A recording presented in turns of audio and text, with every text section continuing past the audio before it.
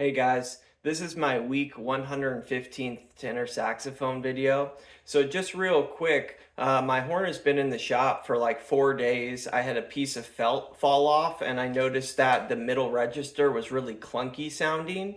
So I got my horn back yesterday, but I haven't really been able to practice. I've kind of been resting on my laurels a little bit too much, and with the start of the new year, I got to get back in that routine of spending time practicing on the horn.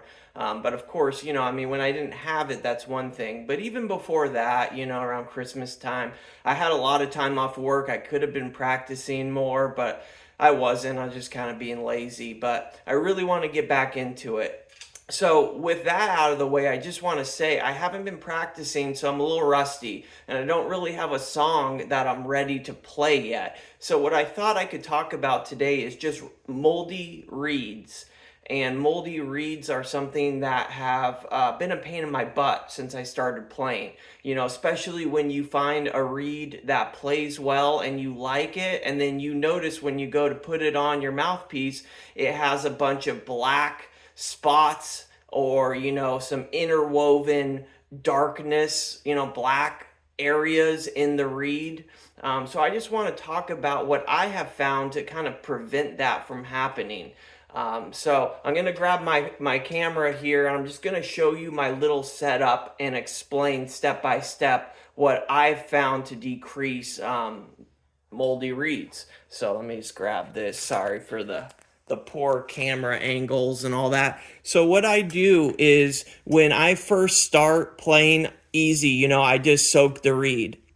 I also will flip it once, and then that just gets the entire reed wet, and then slap it on my mouthpiece. When I'm done, I obviously will take it off my mouthpiece. And what I do is, what I have here is a shot glass full of the old school original Listerine. This is the stuff that I think has some ethanol or alcohol or something in it.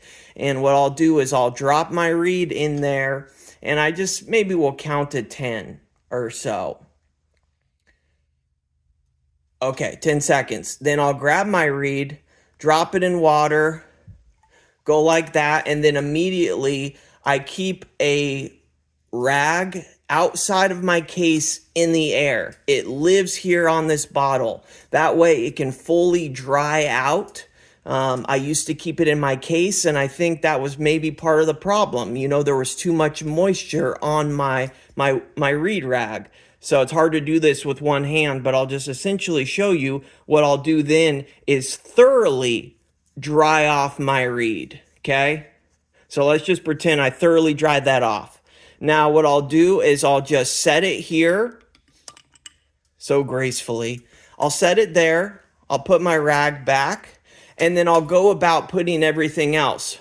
Spraying the mouthpiece with water, and swabbing it out, putting it away in my case, and then putting this away, and then turning off, the lights, whatever. The last thing I'll do is put this. I like these D'Addario reed cases, and they make it really easy to rotate reeds. One thing you want to do is have at least 2 to 4, maybe even 6 reeds that you switch off so they last longer. Today I'm playing reed 4. Tomorrow I'll switch over. I'll play reed 1, 2, and each time I use a new reed.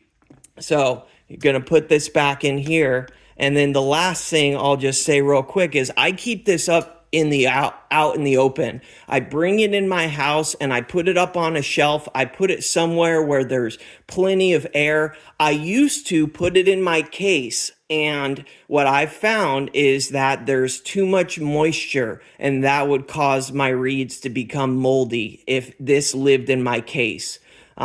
Everybody does this differently. It's just for me, I found that leaving this out in the open somewhere works well. And using the Listerine helps, I think, with the bacteria. So that's how I prevent moldy reeds. And I hope you found this video helpful. Next week, I'll be back to playing, and hopefully moving forward, have some more music. going on. So anyways, have a great day. Bye.